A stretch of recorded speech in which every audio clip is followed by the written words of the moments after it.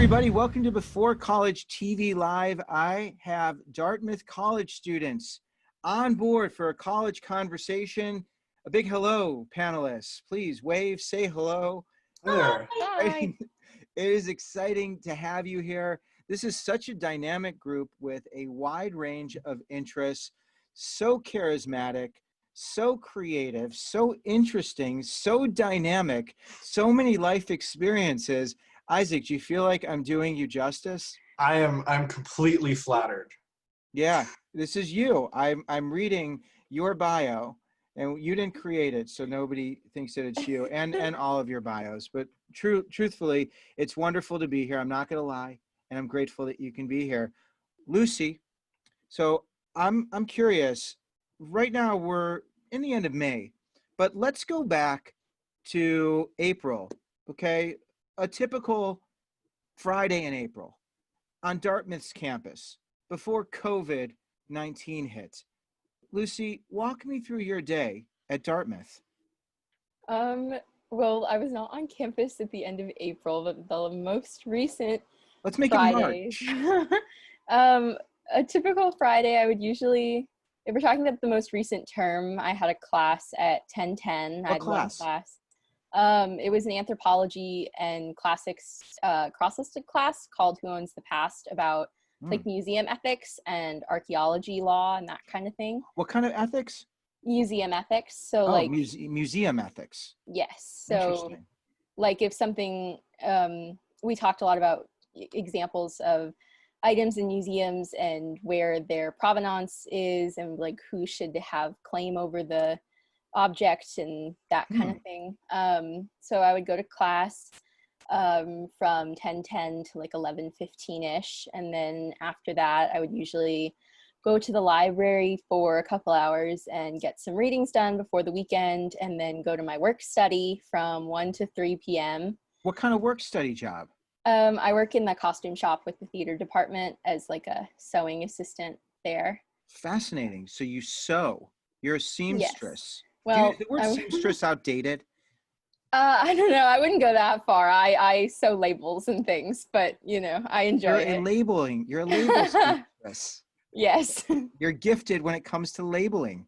I don't know if I'd go that far either, but I can get the labels on. Yes. You're a professional. You get paid for it. That's true. That is true. You have that on your resume. Yes. And then what do you get paid per hour for that? Is that okay to ask? Yeah, I mean, it increases 25 cents a term, so I was getting like $9.25 an hour.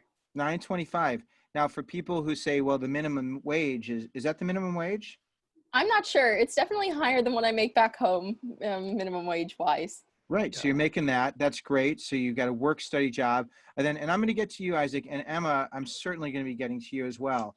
So I don't want you to feel that you aren't going to have your turn. And you're welcome to, thank you, Isaac, for jumping in to reinforce Lucy's amazing abilities when it comes to label sewing.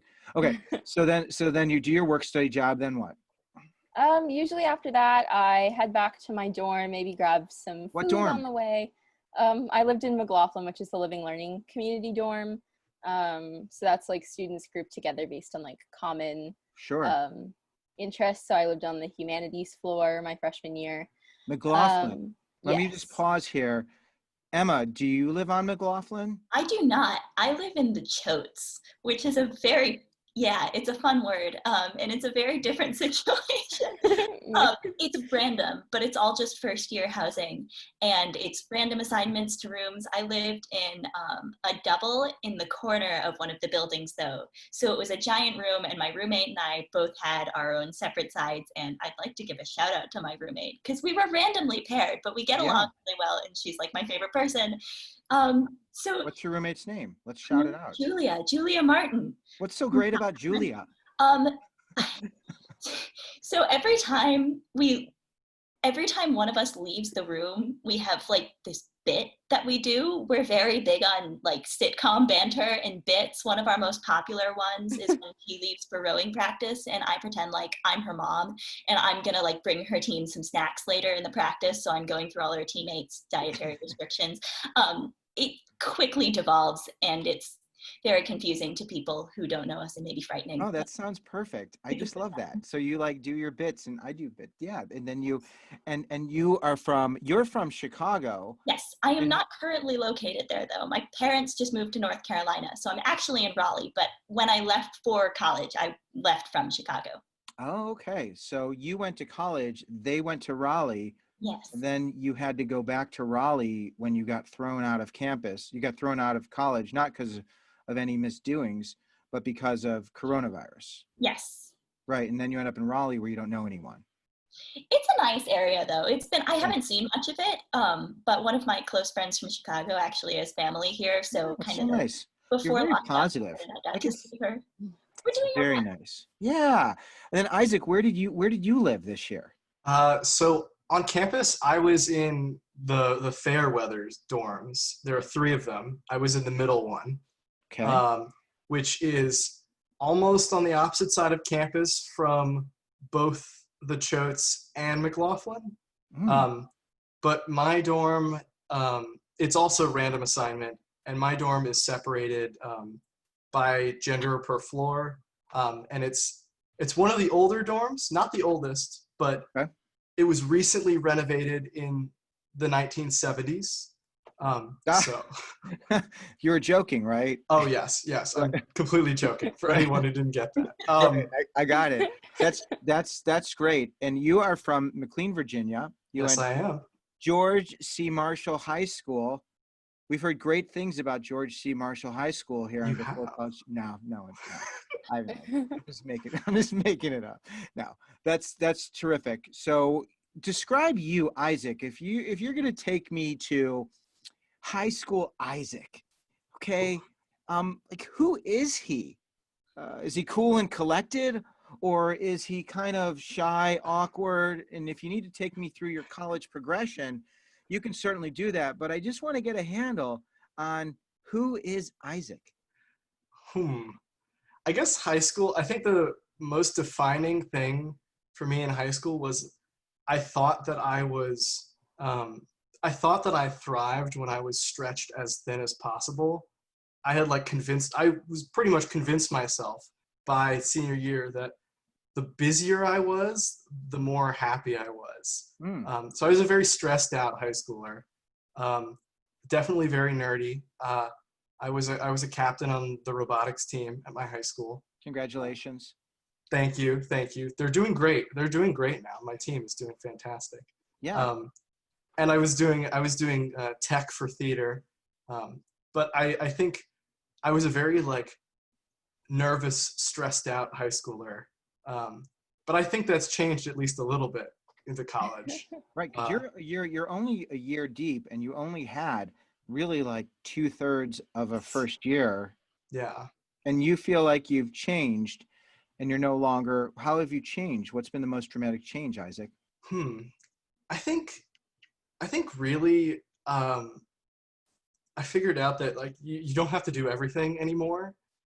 I guess that's a very common theme with at least the people I knew in high school, is that everyone felt like they had to do everything. And so I stopped doing everything, and I only do a few things now, but I do them really deeply. Yeah. And that has proved to be a lot more rewarding. I'm trying to find what actually is good for me. That's exciting, being able to do that. And we're going to dig deeper into you, knowing, just to give everybody a little bit of insight, that you are executive board member of Access Dartmouth, a disability advocacy group, which sounds really fascinating. You love Formula Racing. You love racing, and you're an engineer, and building cars is a passion. So Yes. that robotics training really has helped you to shape what you're doing now, it looks like. Would you say that's true? Oh, of course. Oh my goodness. Yes. Yeah. So Lucy, let's get back to you. So how do you know Emma and Isaac? Well, Emma and I were trippies. So that means we were on first year trips together, which is like the let's go camping in the woods as orientation program. So she and I were both on the cabin camping performing arts audition trip. There's like different levels of intensity. So the people who hike a marathon a day and the people who do improv in the woods. And I did improv in the woods, and then and then I met Isaac through Emma through Hillel. So Lucy, tell me again, the summer programs, the trippy program that you went on, are those happening this year? And how do people choose which ones to choose? Or to pick? I'm not sure if they are happening this year. I know that I applied to be like a trips leader, but they have delayed giving back decisions on whether or not you were selected until things are a little bit more clear. So I think it's all still up in the air. Yeah, they're supposed to decide this week whether trips are happening at all. So I hope they're happening, because those are so valuable, and I encourage anybody who's watching. I mean, they're life changing. And Emma and Lucy, you're not the first people I've met who have connected on one of these trips.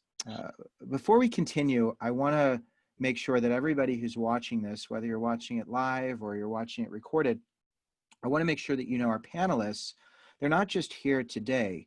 They are available to answer your questions. And you've all given us your social media. If a student has a question about Dartmouth, can they reach out to you?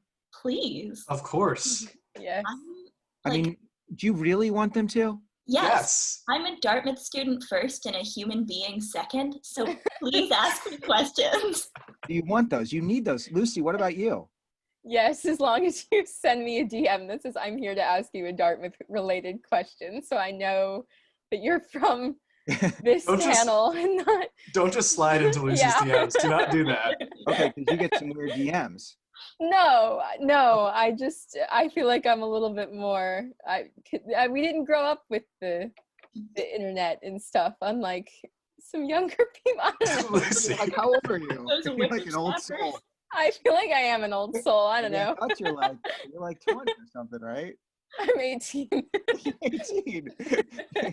Like you kids growing up with all those devices. Oh.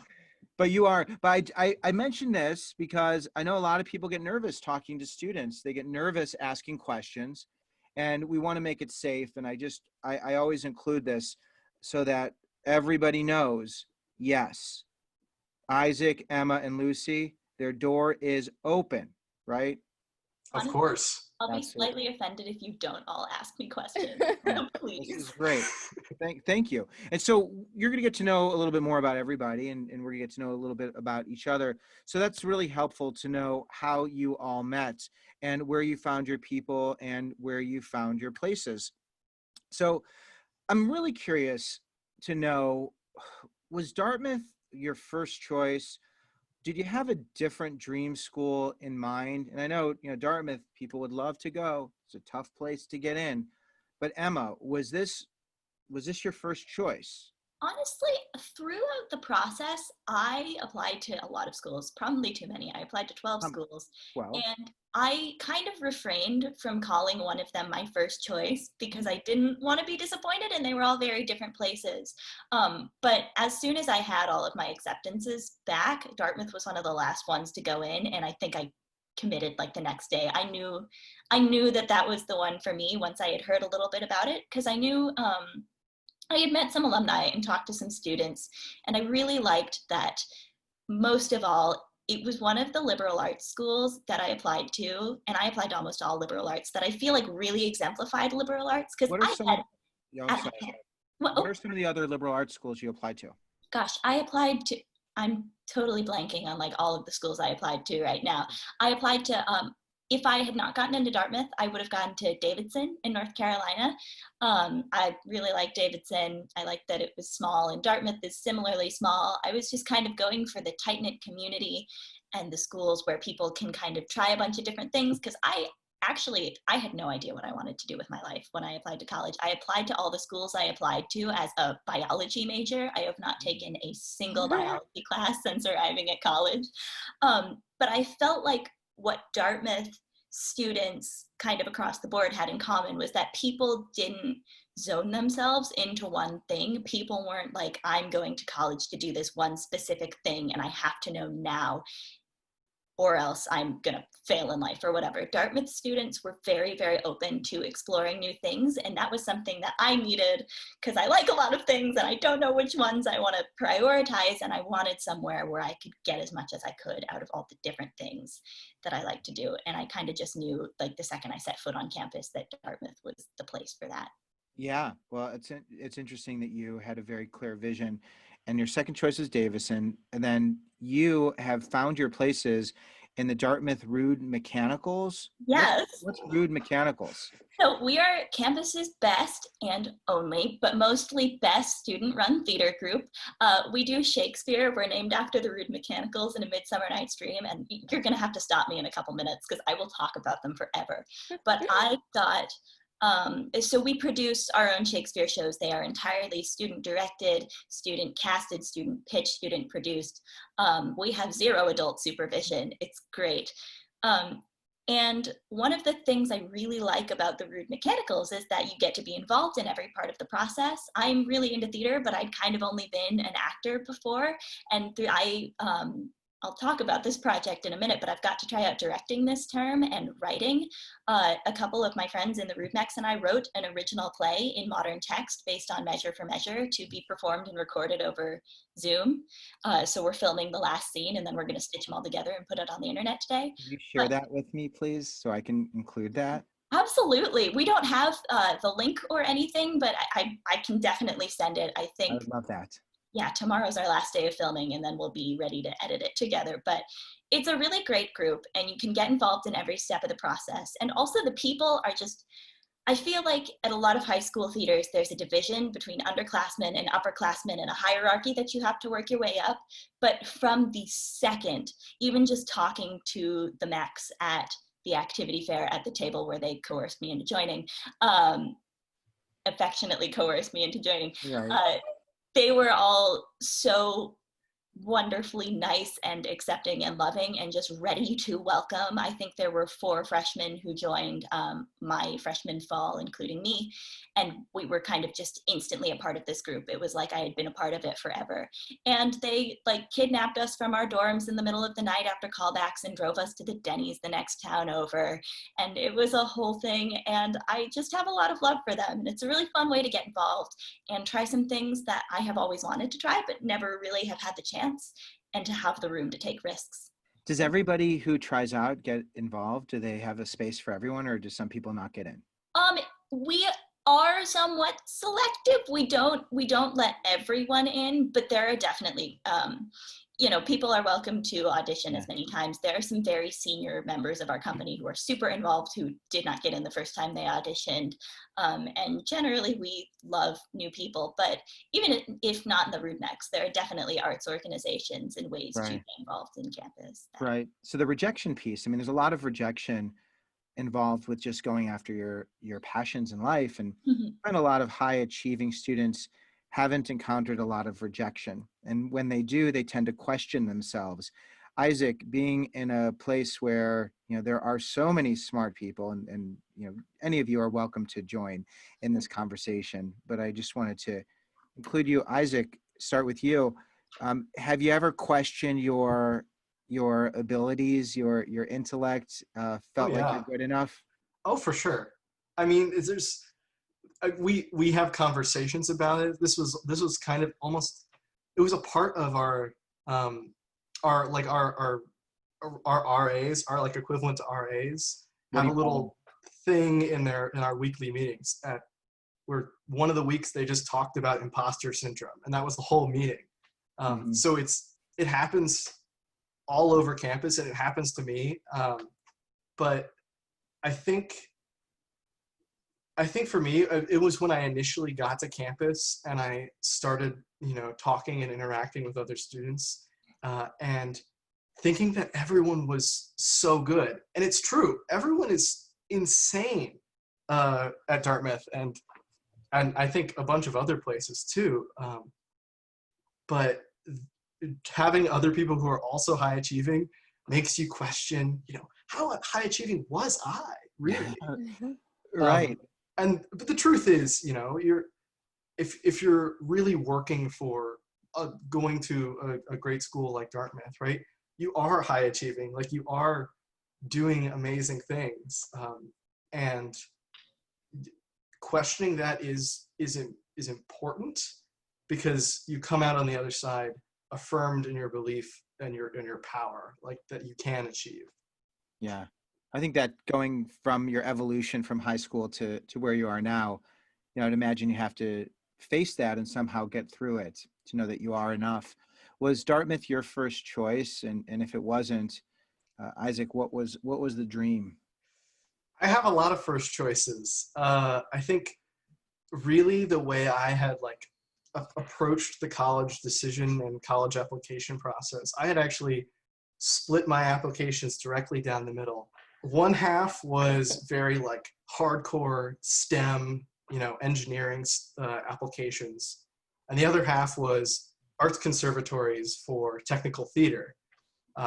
And I pretty much I two almost completely different college applications. One was really test scores and subject tests and all that sort of stuff, and the other one was a portfolio that I had assembled in a huge like box, and I was totally split down the middle.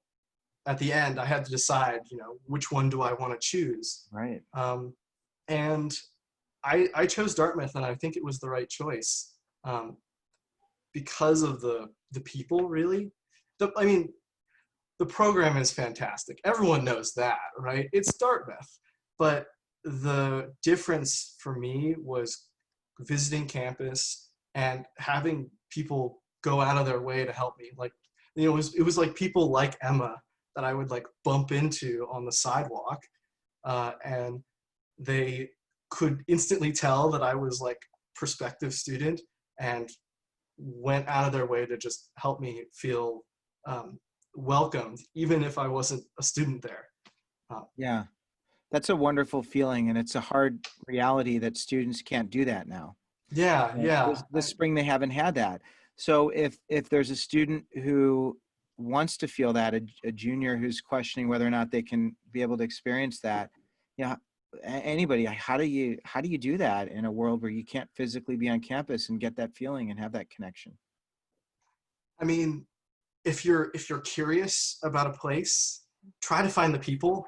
It's hard, but I'm sure if you stumbled upon someone on Instagram with Dartmouth and then their year, I guess I don't think this is common knowledge, but I guess all of us are a specific year. So Lucy, Emma, and I are all 23s because we graduate in 2023.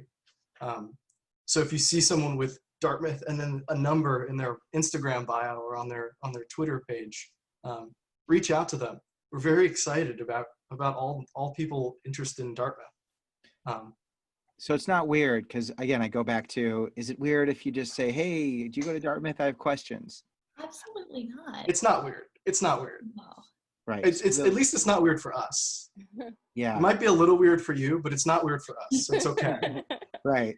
Well, I love that openness, and I think it's so important. And I think that having a virtual conversation or connecting, because you all give me such a great sense of warmth. I mean, I can feel that, and it really comes through. So to be able to offer that's a gift.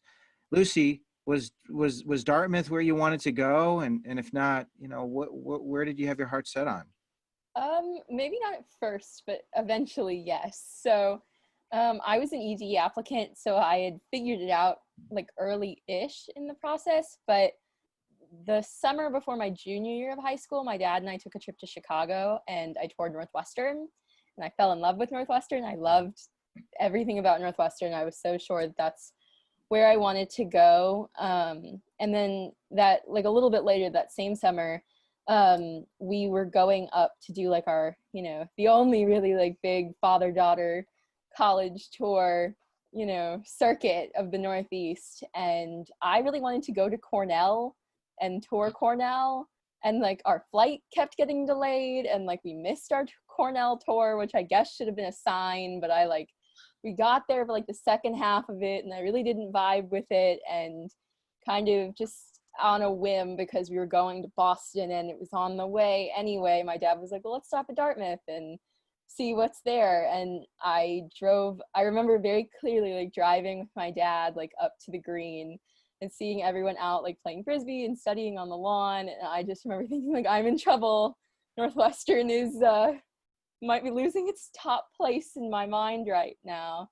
And I took the tour and I loved it. And then my dad was bothering the tour guide a little bit with lots of questions, and she asked where we were from, and he said we were from Louisville, and she was like, oh my god, my roommate's from Louisville, let me set you up. And she gave me her email, and she met me the next day for coffee, the roommate, and she was super helpful. And I emailed her.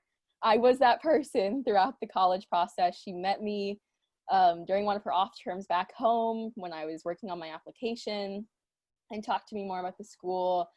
And then just looking at, it really just came down to Dartmouth versus Northwestern, which is seemingly two very different places. But most of my friends who were deciding between two schools, that was the two schools for them. So I don't know what that means, but yes. So then just comparing financial options, Dartmouth made the most sense for me and my family. Did you get into all the schools you applied to? I applied to Dartmouth early decision. So I only applied. Right. Yeah. So I applied to the University of Kentucky, Miami of Ohio, and then I think Ball State. And that was all I got to apply to because they were rolling. So, yes, but that is not the typical experience because I did not apply to, my other like reach schools, I guess. Yeah. You could say. Well, when you were telling the story of driving up and seeing it's the Green, is it called the Green? Is it? Yeah. Yes. I had the chance to visit Dartmouth, and I know driving up, it looks like a movie. I mean, it's just so beautiful, and to see everybody out there, and just to be a part of that community, and to know that they're kind people too. I mean, are there some people who aren't nice at Dartmouth? Yeah, but they're not nice people everywhere. Yeah. Right. They're not. These ones are just high achieving, not nice people. That's just it. Gives you one more reason to not like them, if they're not nice to you. If you're someone who has a chip on their shoulder, that's exciting to know that there are not nice people everywhere, but you could avoid them, and you are certainly three very kind ones. Academics. So I'm curious if any of you have failed a quiz or exam. You start off, it's your first semester, your first year in college. Did any of you have that moment of, oh, I cannot believe how poorly I just did on this? I haven't failed anything, but I've definitely felt that feeling. Yeah. I think it was in fall term, and I was working on, I can't remember which class it was for, but I was working on an assignment, and it was like the impending doom of like, I can't get it done. I'd like stayed up till like 5 a.m, and this had never happened to me in high school. I was like the person who would like come home from school and finish their homework.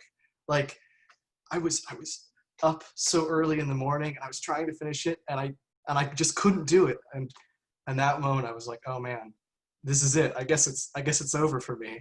Right? You felt that was serious. It wasn't. You weren't laughing. You were like, this was a bad moment. I laugh at it now, but in the moment I was like, what am I gonna do? Like I've never been here before. Right. So what'd you do? I asked for an extension, and that helped. I was still like shaken. I want to say shook, but that's not the right word. I was shook from that moment. Yeah, you can say that. But I did eventually get the assignment in. I didn't get a good grade on it either, which didn't feel good. What'd you get? I think it was like a very, very low B-, which I know someone's going to be saying it now. That's not a bad grade. Yeah. I'll show you a bad grade. But one, grade inflation is a real thing, and two, it hurt. It really hurt me, at least my expectations. Yeah, that could shake you. But you were thoughtful enough to reach out to the teacher and ask for help, which I think is a hard thing to do when you're used to doing well, is admitting that I'm not and I need help. Lucy, tell me about your academic disaster. I mean, I think the A student gets a B- complex is very real because that is what happened to me. But I took an English class my first term, And when I was thinking about like what I wanted to take, I thought about, it was a Shakespeare class, and I love Shakespeare, and I felt like, like in high school, I was always called on to like read the big soliloquies, because I like knew how to say the, I felt I came in very, not cocky, but like, I felt like I wasn't in over my head. Like I felt like it was an appropriate level of difficulty for me, like first term. And the professor, a big part of the class was every week we'd read a play, and every week we would submit like a very short, like 1-page little writing assignment in the form of like a blog post on the play.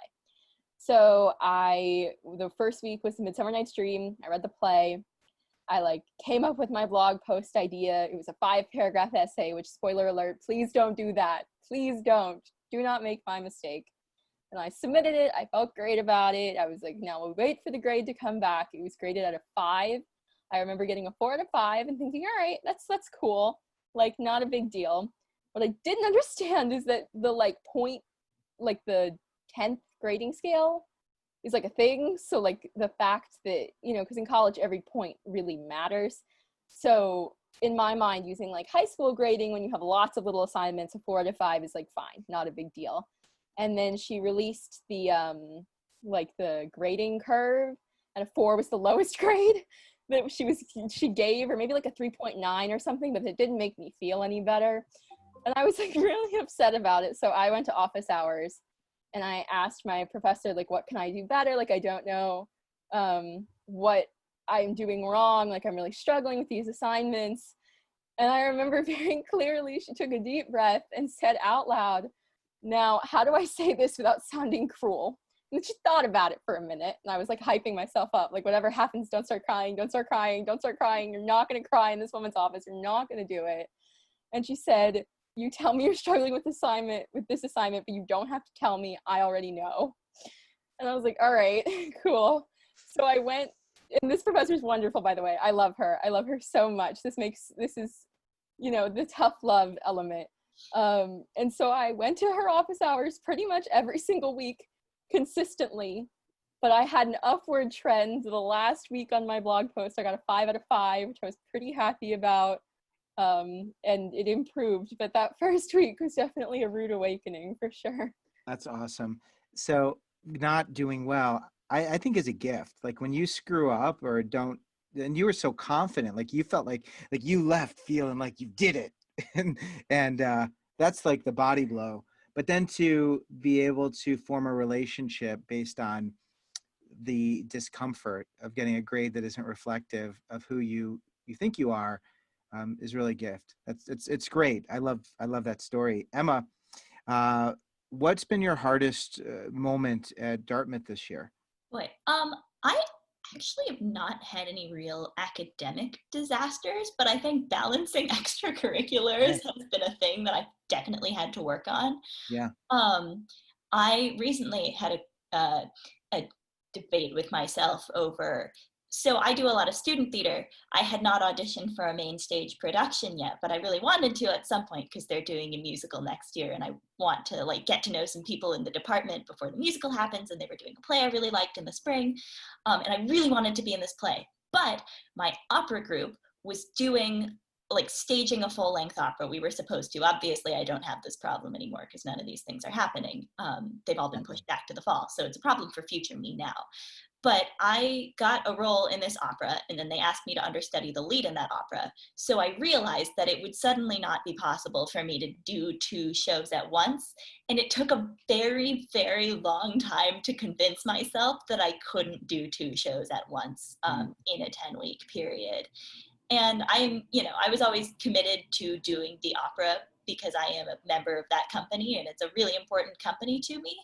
But it was a weird experience because I was kind of like Isaac in high school in that I was always doing something. I was the one who was staying after school until 7 o'clock every day in the theater rehearsing and just being on the dance team and in every music group. But I had to learn to scale myself back in college, which has actually been better, I think, because now I'm doing things that I really super care about and am devoted to, and I can kind of put myself into that one thing. But there were definitely some agonizing moments when I was trying to decide, like, what do I do?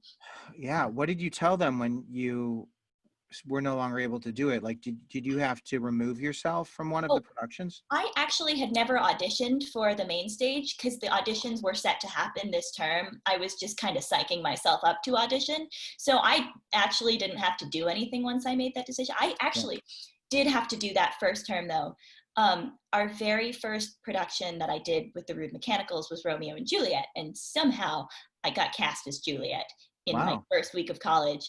And I went home and then I looked at the script and I freaked out and I called my director and I said, I can't do this. I just don't have time. And they were very understanding.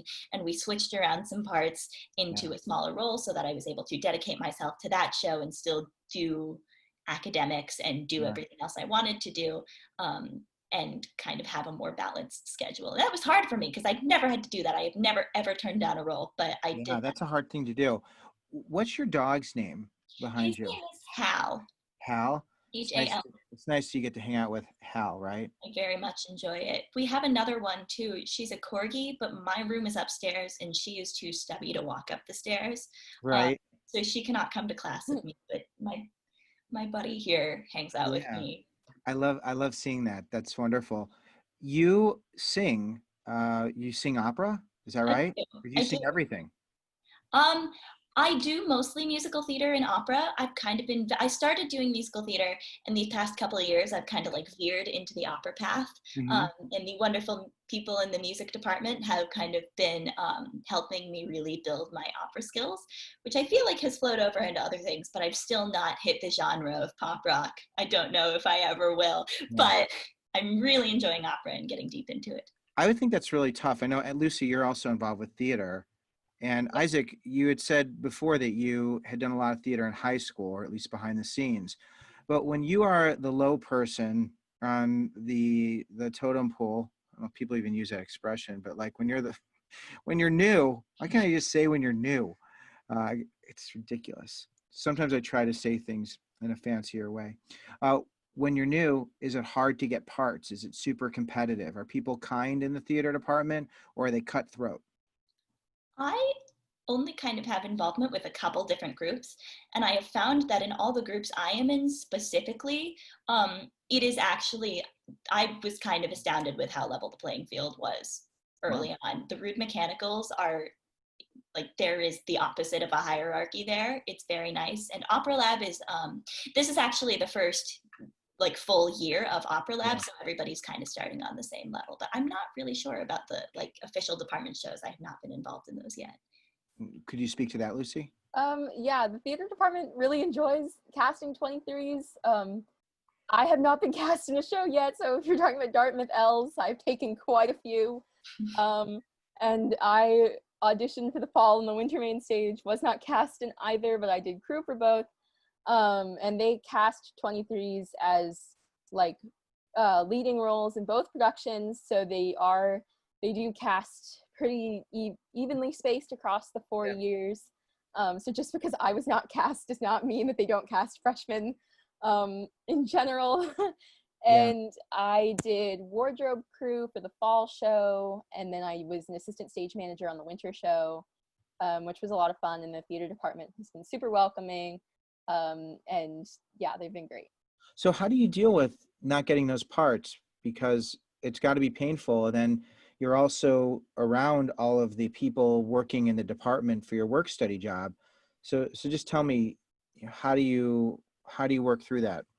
I mean, I would say that I try to learn what I can from every experience. So even though when in high school, I had a very small, tight-knit theater department where if you were in the like ensemble class of like, the kids who were really committed to theater, your grade required you to be in all the plays. And so I was just very used to walking in and expecting to have our like little in-class auditions of our little group of 20 and see, where I landed within that schema. So that was a little bit different to be isolated from that and like to try out a different role, but I tried to really open myself up to the learning experience of it all. So I really enjoyed assistant stage managing.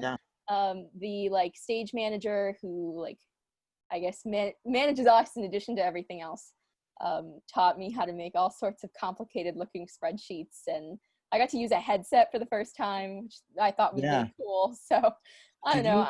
Yeah. Did you ask the people when you auditioned and didn't get the role, did you follow up and ask what you can do to improve your chances in the future? I did not. I don't really know what the, appropriate level of policy on that kind of thing is. But I talked to some of the people in the costume shop, and I asked if there were other ways to get involved with crew and that kind of thing. So I really just tried to look at my other options. Isaac, I wanted to ask you about the disability advocacy group. So Sure. Working with students who have disabilities, explain to me a little bit about why you do that. I'm really curious where that started and why that's important to you and some of the work you do. So for me, it kind of started in it's like the first or second week of fall term, and I highly recommend it, even though it feels a little bit weird, but like just going to stuff. You get emails, like Dartmouth email culture, you'll get like 20 emails all at once.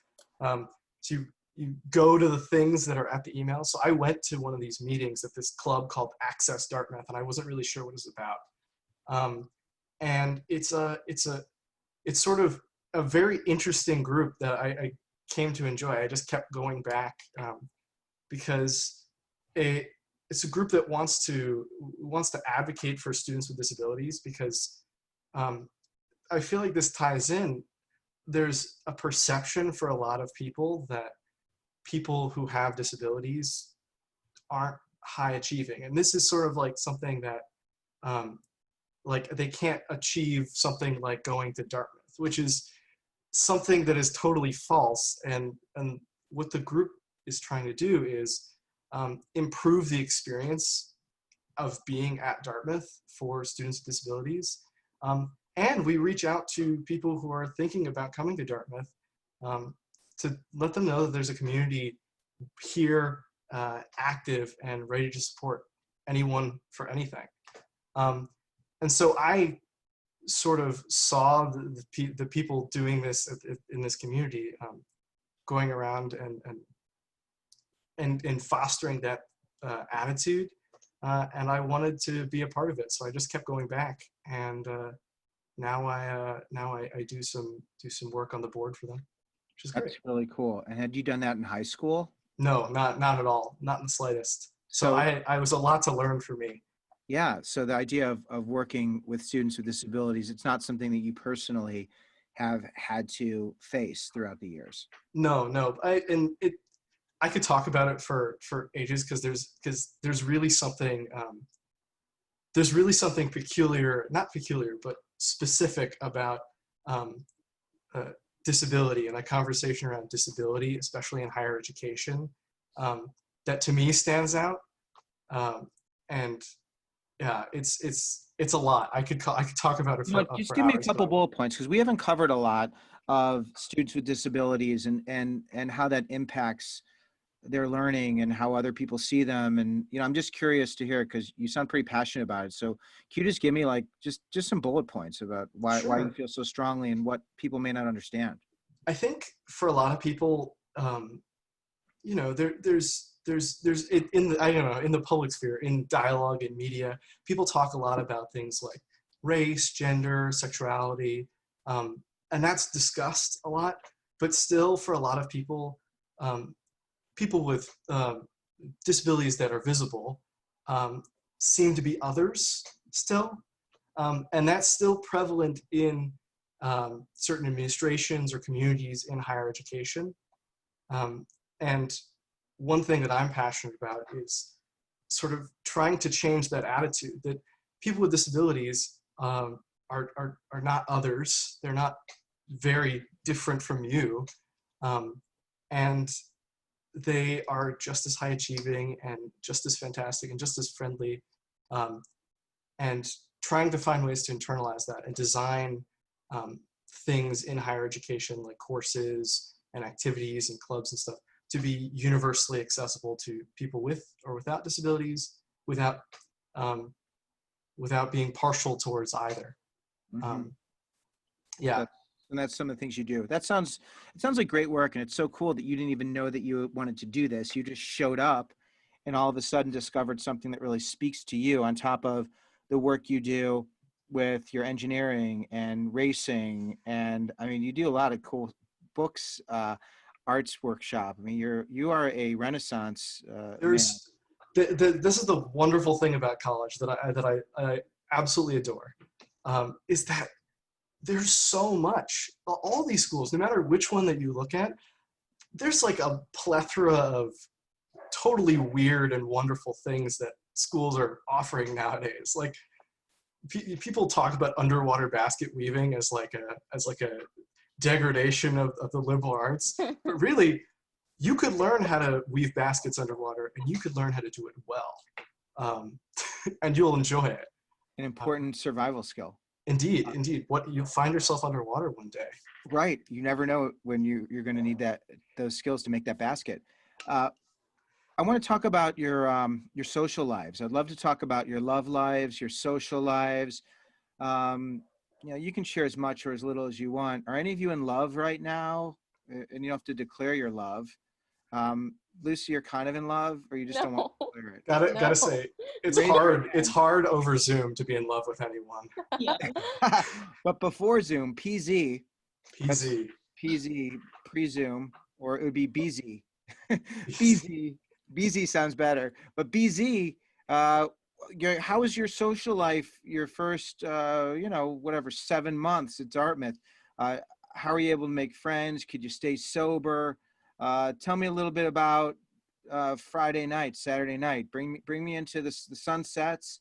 It's Friday night. Take me to your lives. Yeah, I think there's a wide range of things that happen. I know Dartmouth is stereotyped as a party school, and I'm not going to lie, there is partying, but also I have not personally set foot in a frat house. I spend my Friday nights embroidering in our old Victorian library that we have here. And I feel like, For real, let me just pause. You are embroidering. Yes. On Friday nights. And what are you embroidering? A lot of different things. I just kind of like doing little pictures. Over quarantine, I have this like blank jacket that I've just been putting stuff all over. So it's just kind of a little thing that I do to relieve stress, but that's what I do on Friday nights. And she's not lying. I've seen the embroidery. It's very impressive. Yeah, do you ever hang out with her while she embroiders? I have never been in the room while you've embroidered, but you have shown me your embroidery. Yes. But I do, I think Dartmouth does get a negative rap for the sheer amount of like Greek life that there is. But I really, as somebody who is not involved with it, I genuinely feel like it is very possible to have a social life at Dartmouth and not be. I'm still maybe thinking about rushing, I don't know, but you don't have to be involved in the party culture. You really super don't to still have friends in a social life. And part of that is because you are not allowed to rush until sophomore year. So you get to meet your friends from different things, like trips. I don't even know where Isaac and I met. We were in the same geography class for a while, and we went to Shabbat on Fridays. But you just meet people from all over the place. Most of my friends I've never had a class with. And it's very easy to find people who do a lot of different things. So sometimes you go out and rage on Friday nights, but sometimes you don't. And it just depends on who you are. Yeah. And looking at your life, you've met Lucy through the trips. You have your friends through Opera Club. You have friends through Hillel. If people aren't familiar with Hillel, a Jewish organization where you don't have to be Jewish to participate. It's just a wonderful organization. There are many spiritually based organizations on campus. And then you also made your friends through, what was the other thing? You do something else. There's the Reed Mechanicals. I haven't talked about it. This term, I'm a reporter for the school newspaper, the Dartmouth. Right. So you've got I talk about, you have to have at least 3 places where you put yourself to find people. So you have found 5 places where you've found lots of people. And all of these places do not involve having to do things that don't align with your values. Yes. Right. And a lot of my friends do go out and party frequently, but I have never felt for lack of anything. I've never felt like I'm missing anything. Right. And I know other people have different experiences, but there are just a lot of different places to connect with people. Yeah. Lucy or Isaac, do you want to add to Friday night after dark? Sure. So I'll admit, my first year floor that I was with was all guys. You know, I've never been the party animal, but let's just say, you know, if you stayed in on Friday night, the floor would be empty, right? Everyone was out, right? And I did stay in a couple times. I think the important thing that I noticed when what Emma was saying is really, you know, you do have to find things that align with your values. The important thing is to stay autonomous in how you decide to make friends and what situations that you sort of decide to get into, right? Don't go out just because everyone else is going out. That's like, I mean, that sounds like what your mom would say, but like, your mom's right. There's so many people that I've met, not really so many people, but there's a handful of people I've met who are not happy with the party culture, and they still do it anyways. And that, to me, I don't know, it hurts to me when I see it, because it's just like, you know, you don't have to do things just because everyone else is doing them. And you can find, there's always people that align with the vision you want to see in the world, right? There are people who are embroidering in the library. And there are also people who are like out at the frats, having a good time. Were you intentional when it came to making friends? Did you think, okay, I'm going to join Formula Racing, or I'm going to join this group or this group? Did you think about how you were going to make friends? Sometimes I think sometimes there's accidental friendships. It's like unplanned friendships that you arrive on. They're fantastic. And sometimes you have friendships that were premeditated is the wrong word, but Premeditated friendship. premeditated friendships. Like, dark. I decided to go to Hillel. I wasn't, you know, really planning on being all that Jewish in college, but I decided to go to Hillel, and I guess those friends are premeditated. So you walked in there by yourself? Yes. And was that a nervous experience? I think walking in wasn't the part where I was the most nervous. It was the walk over, because you will walk everywhere on campus, but I live on the opposite side of campus from where Hillel meets for Shabbat. And so the whole like dialogue of whether, should I do this? Should I not do this? Do I really want this type of thing? I had a very long, cold walk on the way over where I got to like really feel that. And then I walked in the door and it was wonderful people. And it quickly went away. But what were your reservations?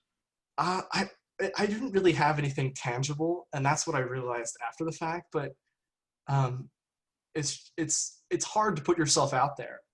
You know, there's people talk about like, you know, introverts and extroverts being one of some, you know, extroverts have an easier time, you know, putting themselves out there.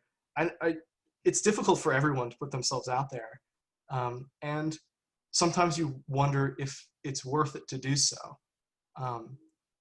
even if it's not, you know, quantifiable why it would be one way or another. So I don't know.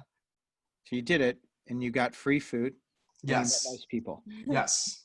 That was those are the facts of the situation. Right. It's like you went through this whole process, and then you walk through the doors, and whatever organization, whether it's the Newman Club or you know, any multicultural program, I tend to see people are so warm and welcoming. So anybody who can relate to that.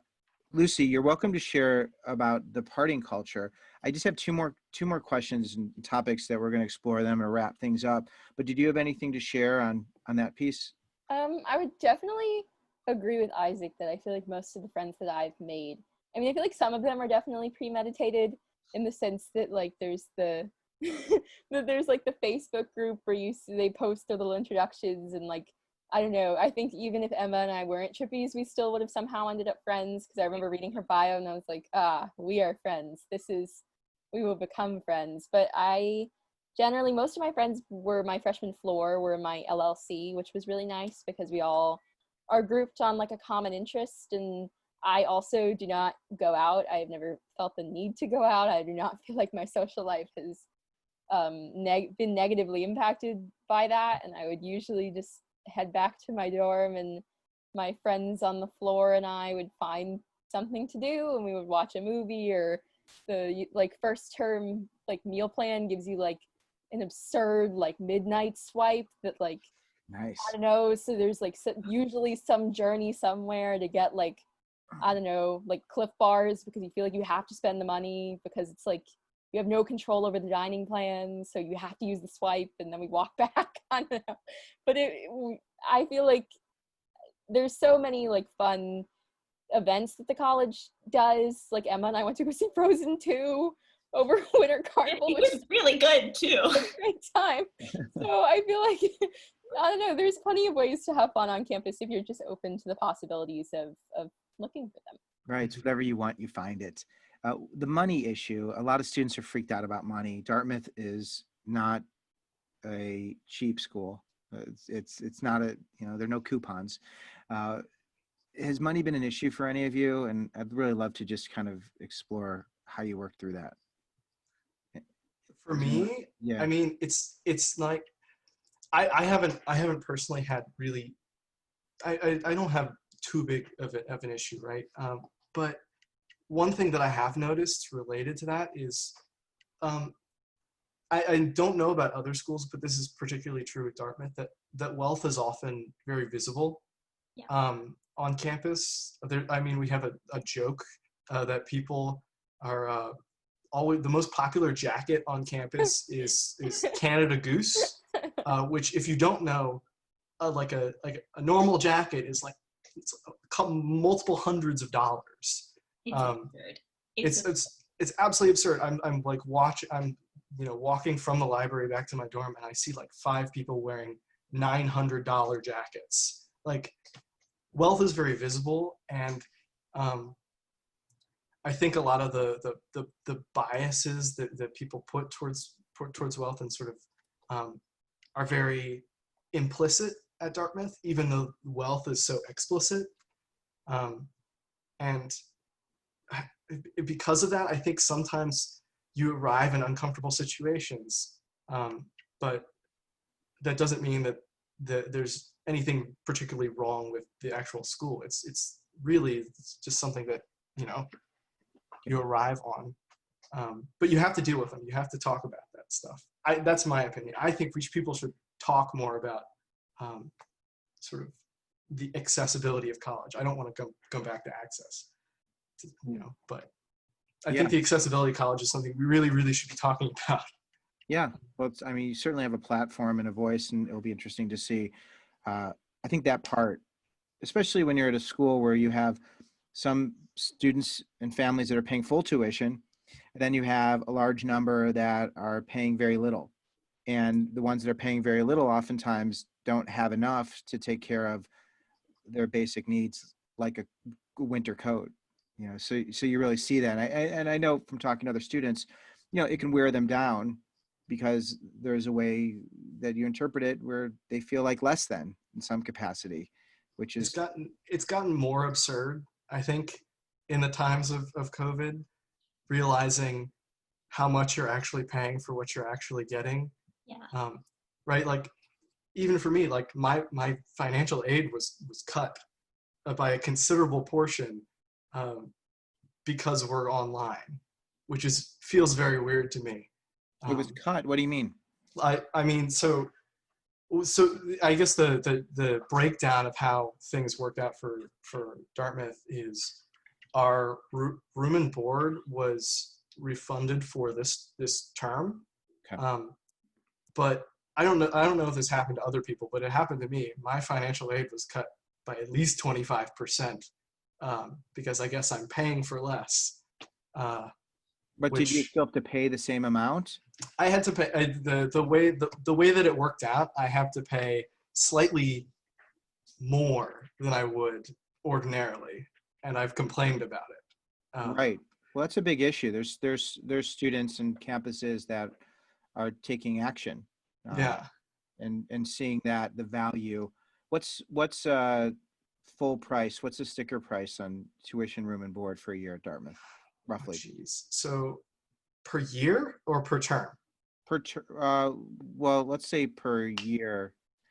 Or do you go by term? I would Yeah. say So I guess for per year is just fine. helps I other think people to understand. I think I guess it's 75 thousand per year, not counting room and board. Not counting Right? room and board. That's the Yes. full sticker. Is Yes. that true? I have to double check. You have to back me up because We'll I don't verify that. know. Yeah. Because that sounds. I mean, I know with room and board. It sounds with room and board. That sounds on par with other schools. But you know, it could be because then room and board is usually like about 15,000, something like that. You know? Yeah, but I wouldn't be surprised. Right. Yeah. That's interesting. Especially because 50% of students don't have any financial aid. So Right. So you got 50% that don't, and then those who do. And was that an issue? And again, if you don't want to speak to this, I respect that as well. But for Emma or Lucy, was that been an issue for you?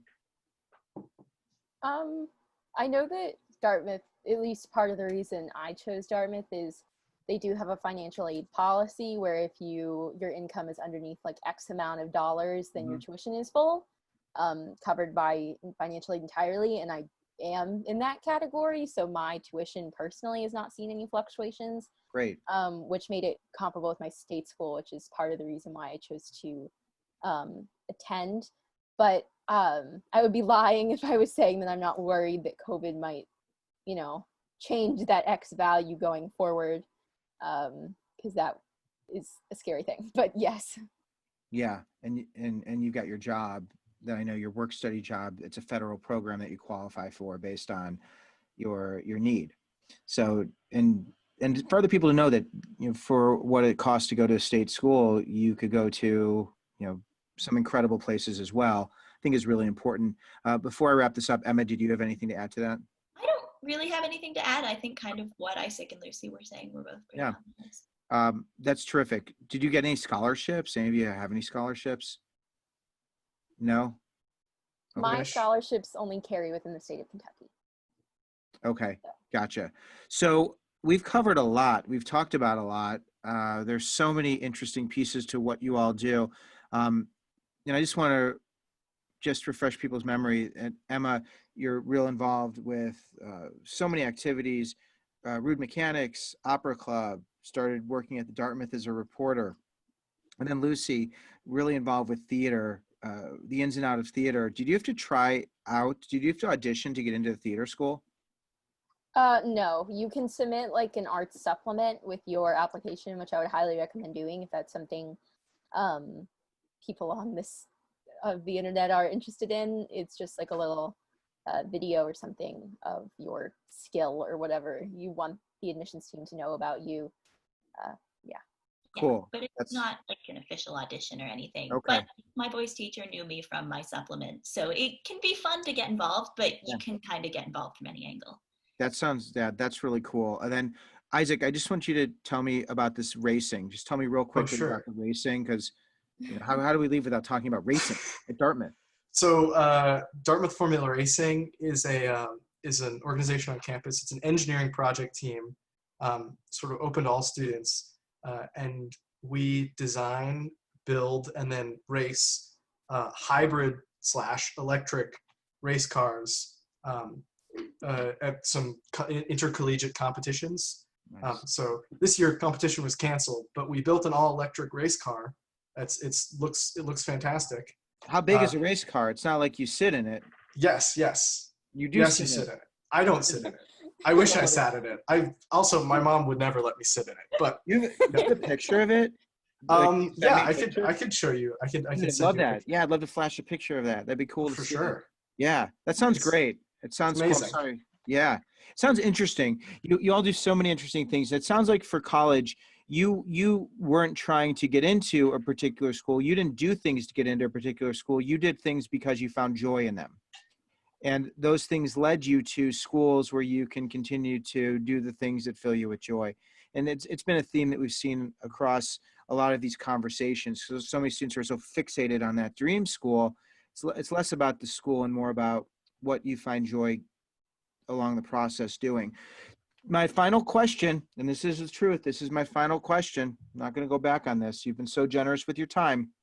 So for all of you, Isaac, Emma, and Lucy, if you could go back in time and give freshman high school you, a little bit of advice, get in your time machine, your hybrid formula time machine, Isaac, that you all worked on for the next term, and you were to go back in time and you were to tell yourself, here's something you don't need to worry about. Just stop worrying about this. What would you tell yourself to not spend so much time and energy worrying about? Let's see, who wants to go first? Lucy. I would say that in high school, I was very concerned with making sure that all of my teachers liked me and like being very conscious about I guess I would say being well liked by like authority figures was very important. I really wanted, to be respected, I guess, in that sense, and being seen as like a leader or someone capable of, doing the work and showing up and working hard and like getting good grades, and just be less focused on presenting like a certain like face or a certain like aspect of yourself. And just, I don't know, focus on that less, because the work ethic was there. It was always there. And you don't have to be so focused on like letting other people like know that, or like being, you know what I mean? You don't have to think about it so much. It's like dangerous seeking other people's approval, especially those who have authority. And it reminds me, circling back to auditioning and wanting those who have the power to like you, that must be stirred a little bit. I mean, the button gets pushed. Sure. Yeah. You get through it. That's the beauty of it. So once you get through it, you're just so much stronger. It's awesome. Emma, tell me what you worried about that you didn't need to worry about. Yeah, freshman me, oh boy. I had always, and it hasn't completely faded, been worried about not knowing what I want to do. I think there's very much kind of always, I went to a high school that was, I love it, but it's a little bit nuts. It's intensely competitive and the people are just very, and a lot of people knew what they wanted to do with their lives and they had already done really great things. And I was like, I'm just kind of here singing and dancing and that's it. And there was a lot of pressure to do something great, be something that these colleges are going to want to accept. But if I could go back, I'd just tell myself, don't worry about that. Don't think too far into the future. Don't worry about what you're going to do. Worry about who you are. Do the things that make you happy, because those are the things that you do well. Those are the things that will end up being the greatest. And if they're not great, whatever, you did it. And I think just not worrying about it, because if you are who you are, you'll end up somewhere where you belong. And I think I would give that advice to any college student, because I feel like, as Dartmouth students, we all get the question, like, how did you get into Dartmouth? What did you do? And I'm like, I don't know. I didn't do anything. You just have to be yourself, do what you're going to do. People know who you are behind the numbers and behind the test scores and behind your ambitions. And that's what counts. Oh, I love that. It's not what you do. It's just who you want to be, just being you and trusting that that's enough. Wonderful. Isaac, what about you? I think what I would tell myself is pretty similar to Emma, in that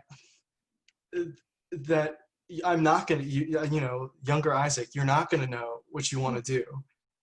And that's part of it. That's very important, because without not knowing what you wanted to do, you wouldn't try things. You wouldn't try out all the happy discoveries along the way, the things that you found interesting. And those are the things, the things that you stumble upon that sometimes end up being the best things, and the things that get you into college and get you to this place that you want to go. So I think I would tell myself to I keep trying everything. Not everything, but keep trying things. Legal stuff. Yes, legal things for the record. Try legal things. And if I feel like I want to tell myself not to stress out, not to really work as hard as I did, but that's kind of how I became the person I am today, through realizing that sometimes I was stretched a little bit too thin, and sometimes I did make the mistake of pushing people away to work on academics and really focus. So I feel conflicted telling myself to not do those things because I wouldn't have learned without them. Right. But I also, wouldn't want anyone else to experience the same thing. So it's difficult. But I would say, keep trying things, I guess. I think maybe even doing them, but not doing them with such a emphasis on it having to have a certain outcome. Yeah. Be happy with what happens, because I feel that's very stoic. I like that. Yeah, because whatever's going to happen is going to happen. So my philosophy lately has been, I'm going to do something. I'm going to do what it is that really reflects my values and in a way that I can be able to be joyful, and something's going to happen. I don't know what's going to happen. Something, it's either going to be good or it's not going to be good, but it's going to be something, and we'll move on. So we'll figure that out. I did say that was the last question, so I can't ask you a question. I could just kind of phrase in a way where it's not a question. I'll say, I wonder if students are going to go back to school in the fall to Dartmouth given COVID. I just wonder, Dartmouth wonders. Me too. I wonder too. Wonders too. We're supposed to get a decision on June 29th, I think. They're considering hybrid options right now. I'm kind of cynical. I think the whole thing's just going to be remote again, but that's not backed up by any real evidence. So please don't quote me on that. But we don't know. They're waiting to decide. There's a lot of uncertainty. And I think the uncertainty, I was talking to someone else about this, there's so much uncertainty, and especially if you're a planner, that's really hard. But the only thing you can plan on is everything that you hope will happen will eventually happen. And in the meantime, enjoying where you are and using the gift of this moment to experience, Isaac, whatever it is you want to experience, knowing it's going to be great. Exactly. So this has been wonderful. Does anyone need to clear anything up before we end this? Any damage control, anything you want to? Okay. I always like to give you a chance. This has been wonderful. Isaac, Emma, Lucy, you have all made yourselves available. If anyone has questions, you can find them through their social media. They've listed their contacts. You still are encouraging people to reach out, correct? Yes. Please reach out. Wonderful. And with that, I would love to thank my panelists again, and thank you all for tuning into Before College TV. This has been Dartmouth College Students. I'm Harlan Cohen, grateful to be in your corner, and I look forward to continuing this conversation. Thanks, everybody.